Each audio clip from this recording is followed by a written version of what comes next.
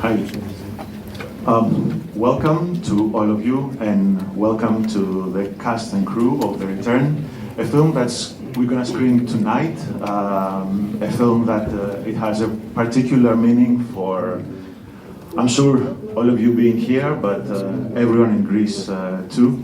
We're very happy to have here with us today the director of the film, Ουμπέρτο Παζολίνι, one of the producers from the Greek side, Kωνσταντίνος Κοντοβράκης, and of course two of the main actors, Rέiφ Φάινς and Ζιλιέτ Μπινός. So give them all a warm welcome.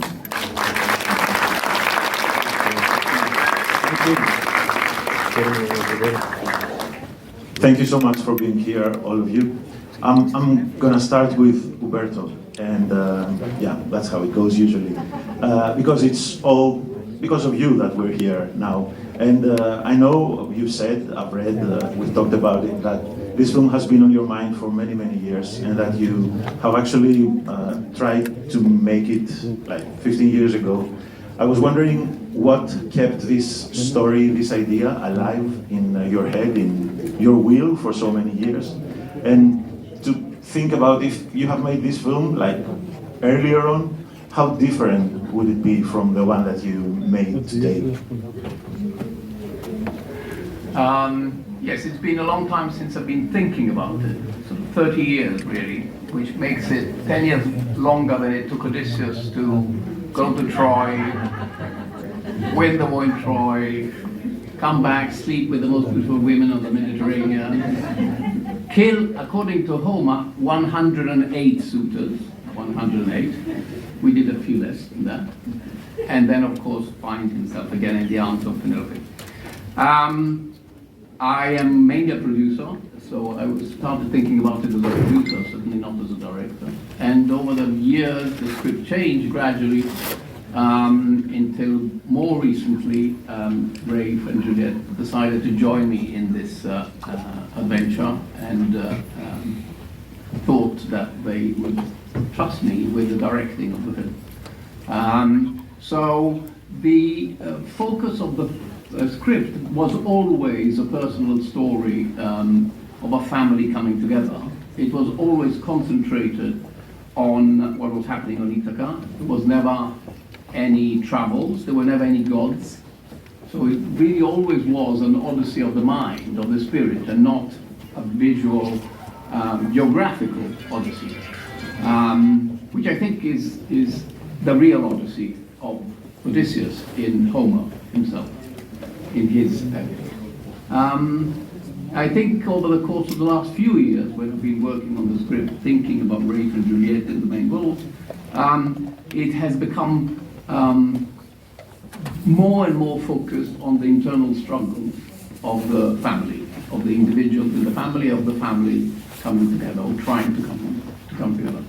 So that's really what has happened, and maybe the script has got cleaner, and maybe the characters get fewer over the course of the last few drafts.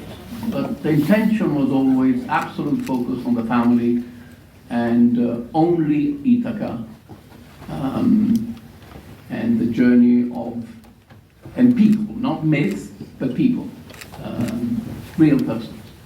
Really you mentioned the word geography, and plays a big part in it. You shot part of the film in Greece, and I suppose that was meaningful for you. But I wanted to ask Konstantinos, who was part of the Greek production, how was it meaningful for you to work on a film that is so based on a text that is so seminal and so important?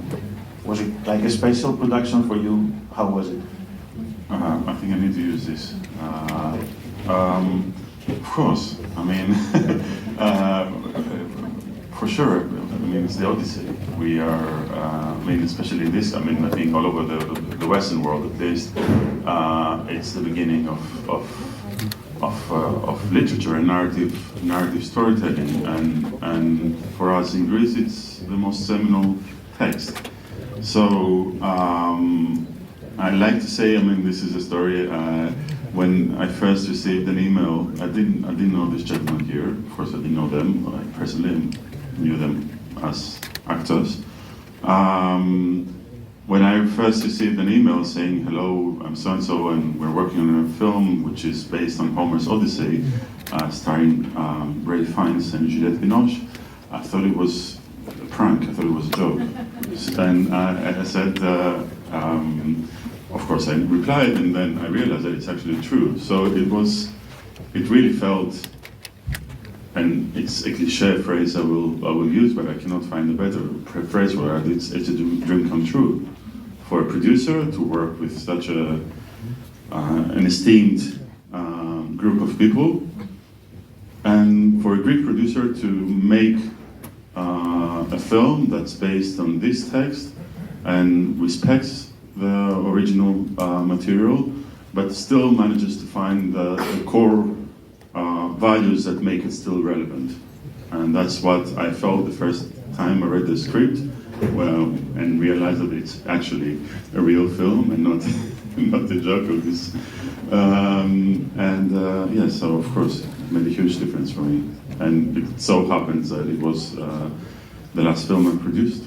So. Thank you so much. And Mrs. Binoś, Mr. Fáins, what about you? When you were first approached for the film, what were your initial thoughts? I hope you didn't thought it was a prank or something. No, I've known Ουμπέρτο for many years. We are friends as well as colleagues, and I was aware of this screenplay. Like Ουμπέρτο, I think I grew up with this fascination with the Greek myths, particularly with the Odyssey. Yes, he shared the script with me. There was a point when he thought I might have directed it, but then I thought, no, I think he should direct it. He had a very clear vision of what he wanted to do, which he's just described to you. But there seemed to be a point where he said to me, "Come on, now, what's going to happen? You should play Odysseus and we need to do this. And who's going to be Penelope? What about Juliet?" I said, "Yes, great."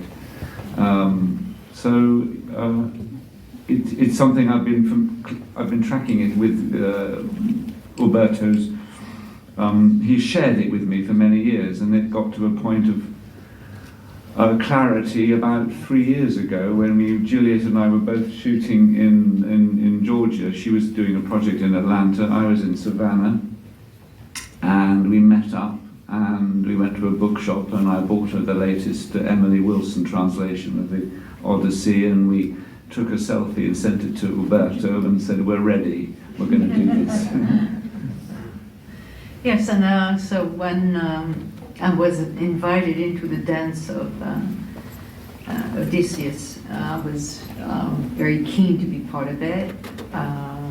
Reading the script was so, I felt it was so beautiful, the writing, the descriptions, the dialogue. I really liked the sort of a bare inside world, and I love the idea of working with Réif, and so it was all about being with this old new family, and it really felt like that during the shooting. It was a beautiful moment yesterday at the Golden Alexander ceremony that you both shared on screen, and I was wondering if you, throughout the years, you were looking out for a project to reunite you again on screen, and if you, Ουμπέρτο, had this idea of, I should bring them back together. So was it all planned, and was it for you? Was it something that you were looking forward to? Well, when I asked Ουμπέρτο who chose me, was it Réif or was it you? He said Réif, and when I asked Réif, he said no, it was Ουμπέρτο. So I don't know where's the truth, but I mean between the truth. So, what was your question? If you were actually looking for a project to reunite you on screen? well, I believe in destiny somehow, so I felt like we were meant to do this film together. But we've always looked for something to do together, but Ralph is very busy as I am, and we love theater, both of us, and we're hoping to do something in the theater one day. Yeah, absolutely, and I think we've stayed very good friends over the years since we made English Patient. And we've met and seen each other in theatre plays, and it felt like this was the right thing. It just came, as Juliet said, destiny. It felt so right that we would come together in this tale of a man and a woman coming back together. Sounds perfect. And now you're in Greece as well, which is like, it ties it up in a nice bow. I have many more questions for you, but I'm sure that there are many questions from the people here. So, Dimitra will be...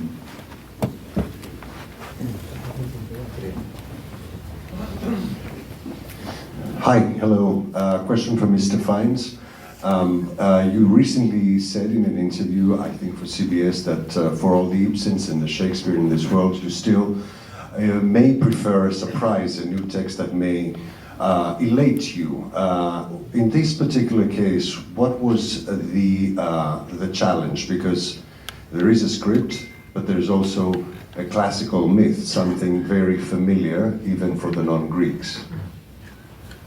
Well, yes, the interview you're referring to, I think I was talking about those scripts that do surprise you. This was this was different. This was clearly something that we had discussed for many years, so it was not a surprise in the way I intended in the interview that you're referring to. No, this was a different journey. This was a story I've been familiar with since I was a boy. So the journey with this was to listen to Umberto's version, which he's just described, which is an inner world, and the psychology that Umberto, with the other writers, John Colley and Edward Bond, as you will see in the film, or you may have already seen it, and it's an interior journey, very much. It's a man who's come home, but not sure that he can be home.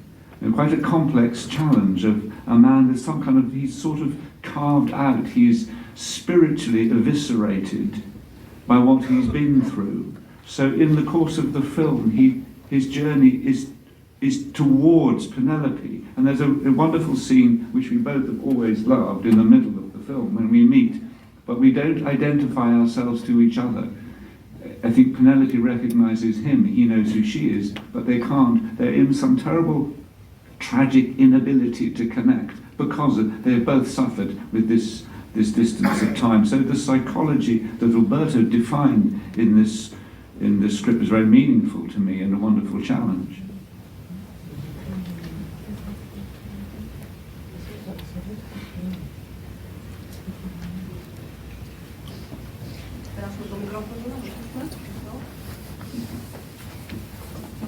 Bonjour Madame Binoche, qu'est-ce qu'elle représente aujourd'hui Pénélope pour la femme contemporaine? And in English? What Penelope brings and what is for the contemporary woman? I think it's for each of us to know. You know, it's going to resonate in a different way for, even though it's a common journey to watch a film with the audience, but also it's a very individual. And but I think she's a very modern woman. You know, it's even though it's an archetype, you know, but she is not the waiting, submitted wife. She has her own, you know, journey in a sort of desperation, I believe, and facing what it means to have faith and the difficulty to have faith. The patience that women have to have for the, you know, that Penelope has for him to come back is huge, because inside of us everything's huge. And it feels to me, if we can do a sort of a parallel with what's happening in the world now, it's like the feminine side of ourselves has to wish that this need of comfort will change, will transform. So I can take the story of Odysseus as an inside story, the female and the male side of ourselves that needs to reunite, and a part of ourselves that go away from the heart of us to come back home, to come back to the heart. It takes a while to unite finally the feminine and masculine together. So you can read the story in so many levels, and I think that's why this film is very modern. Even though it's a classic, it's even more modern today than it was then at the time, I suppose.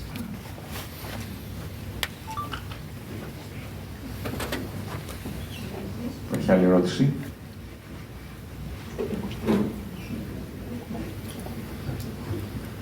Okay, let's make a type of metaphor.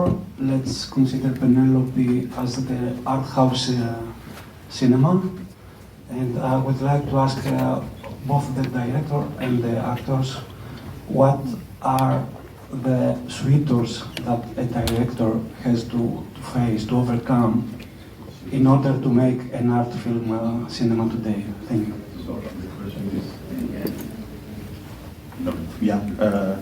Let's think of the story of the film as a metaphor, and let's say that Penelope is art house cinema. So, how many shooters do like a director or a filmmaker has to kill in order to make a movie?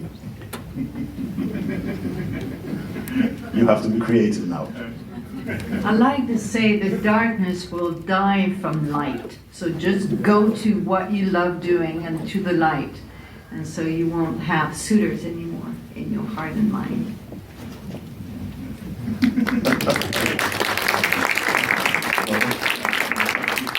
We need to say that Ουμπέρτο is also, can you hear me? No. Okay, Ουμπέρτo is also the main producer of the film. And not just, yes. We need to say here that Ουμπέρτο, apart from writing and directing this film, also produced it. So there was a lot of suitors, I'm sure, to fight all the way. I think the secret of making films is not thinking about the people you have to kill. You just think about what you want to do and hope that at some point you will seduce or you will be joined by other people who want to be on the same journey. And every time somebody says no, you ignore that. You don't settle for all the no's that you get every time you're trying to make something, whether it's a film or anything, or write a book, and you send it to a publisher and they say no, and you have to ignore the no's and just go on your journey. And if you're lucky, you are then joined by people who make that journey easier. From a production point of view, but obviously more than anything else from a creative point of view in this case. I think we get quite trapped in these labels of art house versus, say, commercial cinema. I don't know what they mean. I hope that the younger generation, this seems to be an old language, I hope the younger generation of filmmakers don't get trapped in it. Out there must be young directors, young producers, young writers, actors who are forging the cinema of tomorrow. I hope they don't fall into this binary trap. And they are, as Ουμπέρτο says, they follow a compulsion to make the film they want to make, and they create an infrastructure and a way of talking, communicating with audiences which stops this. So in a cinema you can have what we might call art house films and commercial films playing alongside each other. But I think it would be great to break this barrier. Thank you. Is there another question?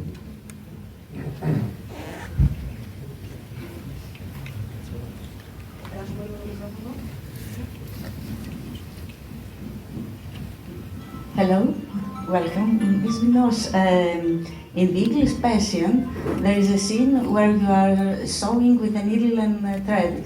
Now, as Penelope, you work on the loom. Did you know the technique of weaving before filming, and what does it represent for you in both your personal and artistic life? I don't remember the scene in The English Patient where I was sewing, you have to say. I remember taking care of this one on my right, but I don't remember. Yeah, I learned the technique actually, but it's a difficult technique because, you know, the woman who taught me, she is doing it every day, and so there's a dexterity that I had to sort of fake, but the camera was very nice with me. You know, they didn't put together my flaws as a weaving maker, but it's fascinating because it's like a meditation. You know, they go into there's a rhythm that comes with it, there's an ancient feeling of, you know, 1,000 years ago, you know, a lot of women were doing it. And so it's, there's a link somewhere. But I enjoyed it very much, but for a short period of time.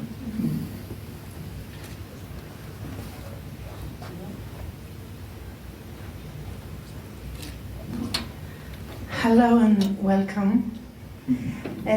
It's very moving having you here. Yesterday we all kind of cry a little.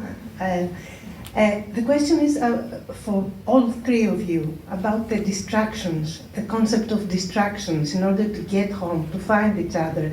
It's a very modern concept. So how did you process it during filming?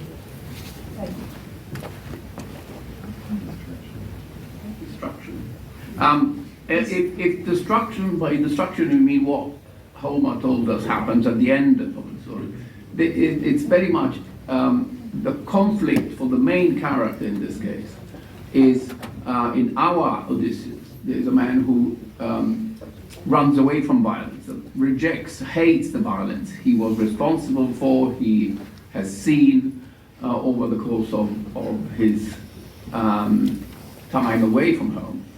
And the inner conflict is the obligation to fall back into that violence in order to resolve a situation that he doesn't want to confront, really. For me, it was very important to stick to the main moments, if that's the right word, that Homer gives us of the time on Ithaca in the Odyssey. But use them in a way that were not inevitable.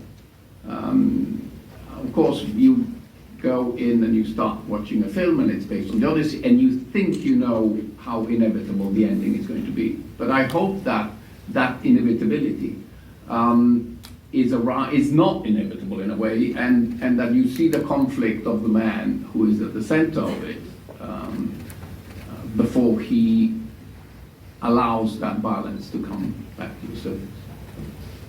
If that's... Yeah, it's your question makes me go back to the days we were shooting and the kind of interior life and challenges that Ουμπέρτο was leading us towards, and I think it was, I remember thinking he's, as I was trying to explain, kind of eviscerated or kind of emptied by the destruction that he's been responsible for, the killing and other horrendous things he may have been party to. He knows it's some terrible transgression of his humanity. He's come home with a sense that this is his destiny. And I think what is a kind of paradox is that when is it right action to use violence to take what you need? So it's a tough one, isn't it? We kind of want him. That isn't one of the appeals of the Odyssey, is we want him to claim his home from these people that in the myth they are malign forces. The suitors are threatening to destroy, take and usurp what is not theirs. They are forces, you could say, it's the question is, are they forces of darkness? Interestingly, in your Odyssey, Antinous is very well portrayed by Marwan, who gives him a complexity and a depth, but ultimately they want to take. And so I think it was the challenge, the destruction that you're talking about. he knows in a way he has to go back to it. There is some elemental archetypal pattern of my family, my home, my essence. This unity of feminine and masculine that Juliet is talking about, and I think he knows he has to claim, but he can't, they won't go away. He can't, they will not, they're not peacemakers. And I often go back to the text of the Bhagavad Gita, where Krishna talks to Arjuna, the warrior prince, who's hesitating to fight, and Krishna says, but you have to go beyond. The bigness, the almighty, the eternal being is bigger than the battle you're frightened of. And I think in a way, when I remember thinking, once he takes the bow, he goes beyond his hesitancy. He has to go into that zone where you have to go through with an act of violence to make something complete. Well, I'm not sure I want to say something after that. I think for Penelope, the destruction is surrounding her, and so to maintain a sanity inside and outside is very difficult, and she's dealing with the nightmare of being in that situation, feeling abandoned, having to protect his son, and pretend in a way that everything is going okay in facing the suitors, and having this kind of strength, inner strength, in order to not being raped or not being totally smashed down. And I think through the story, what I found interesting with her is that she has to use a sort of a cunning way of dealing with the dark sides of humanity, and being more intelligent than the situation. So, like, you know, proposing without saying it, with Antinous, in order to save her son and save her sanity, and give a little more time to give herself to Antinous, is a very, you know, new and risky way of looking at Penelope, who's usually is like a saint who is at home and waiting for the husband to come back. But she's more complex in that situation, in that film. And I find it so fascinating and interesting. But also when she knows the situation, she's angry with Odysseus to not be responsible of what he's supposed to take care of, and the fact that she's proposing the arc, the bow, I find it so interesting that you don't face the devil in front. You face the devil on the oblique, on the side. And that's the way to change the situation, transform a situation that's supposed to crush you down or kill you. So I think it brings a lot of questions about how to face the dark side of ourselves and of the others. I just want to make a very obvious point, but which comes from what Juliet has said, which is there are obviously many ways of reading Homer's text. And when it comes to feminist readings, there are two very different feminist readings of Homer's text with regard to Penelope. One is maybe the one that we think first of all, which is a submissive woman waiting desperately for men to act, and in particular for Odysseus to act, to return. But there is the opposite feminist reading, which I believe is the correct one, or at least is the one that makes more sense to me, which is, let's remember that Penelope has agency. She is the one who decides whether to wait or not. She is the one who decides whether to marry or not. She is responsible for what is happening to Ithaca while she's waiting. She has made the decision to wait. And then she will make the decision, maybe inspired by a dream as per Homer, but she will make the decision of testing, first and foremost, her husband, the man she has recognized as, I don't need to tell you, the book 16 of the Odyssey, the book that deals with the meeting, the first meeting between Odysseus and Penelope, has been the subject of hundreds and hundreds of studies and books. And whether in that moment, in that scene, around the fire, Penelope has or has not recognized Odysseus has been the subject for over 2,000 years of discussions.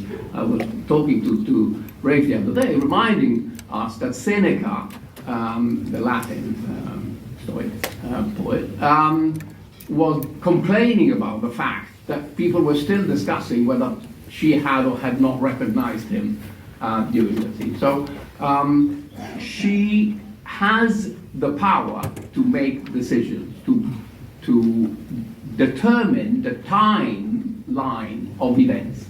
And to me this was very important, and it was very important for Juliet and I to agree on this. And I think it was one of the things that attracted Juliet to this reading of Penelope, a woman with agency. Not everything happens the way that she might want things to happen, and at the very end, in fact, she complains, if that's the right word. She's distraught by the violence, and in particular by what the violence has meant to her son. Her son has become himself a mirror image of the father in a man of violence, and this is really the big disappointment, I think, the big tragedy for Penelope, that she could not save her son from becoming a killer too. Yes. But this Penelope has agency, is a character with power, and we shouldn't forget that.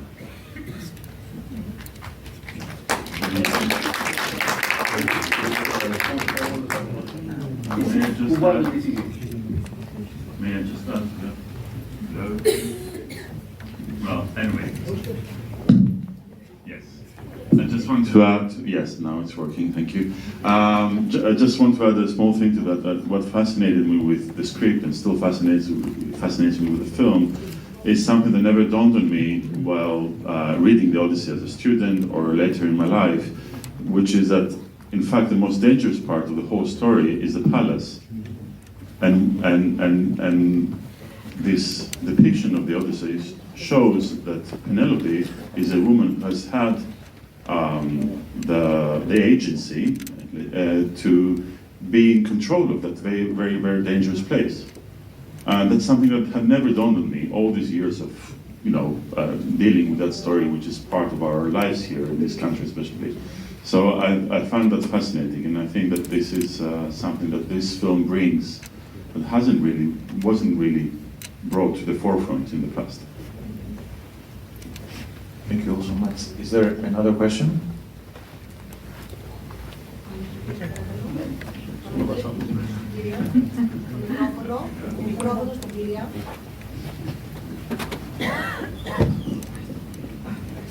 Hello. I was wondering whether there's a particular personal experience of yours that you could share with us and helped you relate with the roles of Odysseus and Penelope.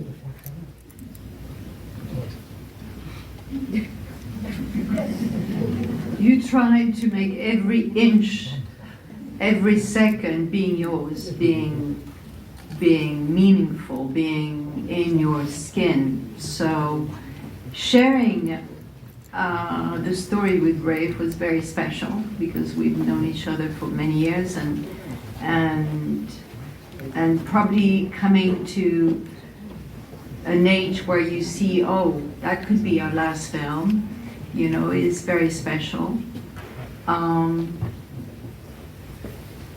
But it just, I don't have a specific moment to share with you because it felt like every single moment was important. Because that's the way you're weaving your character, is that it has to resonate something real Because you're doing films not for yourself. I believe I'm doing films for you, for humanity, to participate into the humankind and our evolution somewhere, even though I don't know how it's going to be, felt. But for me, the purpose has to be inside of people's heart and minds and lives. So every second is meaningful and has to be full, and yet totally somehow empty. Because then if it's not empty, you cannot receive and make it alive. That's why it's so important to be surrounded by great actors and also a great director that is able to see what you're giving, which is mostly invisible.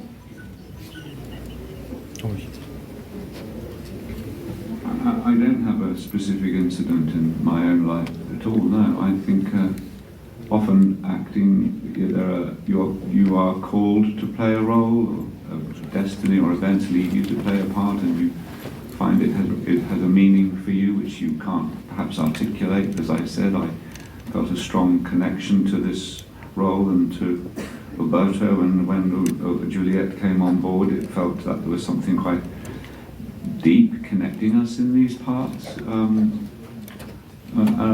Yes, some roles just speak to you in ways that you can't. It's hard to describe, and I feel it was the case with this part. I'm afraid we only have time for one last question. I will not choose. I'll let Dimitra do that.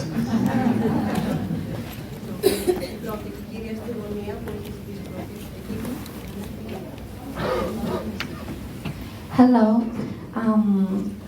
In relation to a previous question regarding art house cinema, I wanted to ask your thoughts on the position of, if we may call it, art house cinema in this new evolving era of streaming platforms.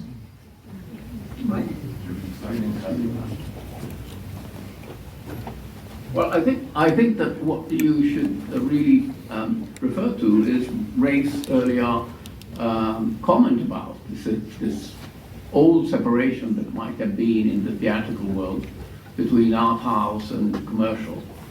And I think you have to look at cinema or storytelling, visual storytelling in short form, whether it's 2 hours, as a continuum. And there are things that will attract fewer people and things that will attract more people. And there isn't a barrier at any specific point between one and the other. And the streamers actually are confirming that. You go on Netflix and you have everything. And it doesn't say this is that kind and that is that kind. You can pick any film that you want.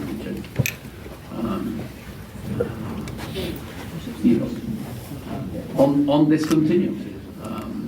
I guess streamers are helping that. And of course, streamers are also helping distributing or exposing films that did not receive theatrical distribution in a specific country. So they are helping, in theory, they are helping exposure to films that were not getting exposed to audiences in particular countries. I mean, of course, there are different streamers. Maybe Movie is more interested in particular cinema than Netflix. But on Netflix too, you find what used to be called art house cinemas, and on Amazon you find out what used to be called art house cinemas. So I think they're helping. I still believe that cinema should be watched on a big screen amongst other people and share the experience. I think that's the best way to watch cinema. On that note, may I add that the film is being released in Greece at the end of November, on the 25th or the 26th? 28th. Thank you. Our distributors are here, Rosebud. So please keep that in mind, and please keep that note when you are writing your articles. Thank you very much, Kωνσταντίνος.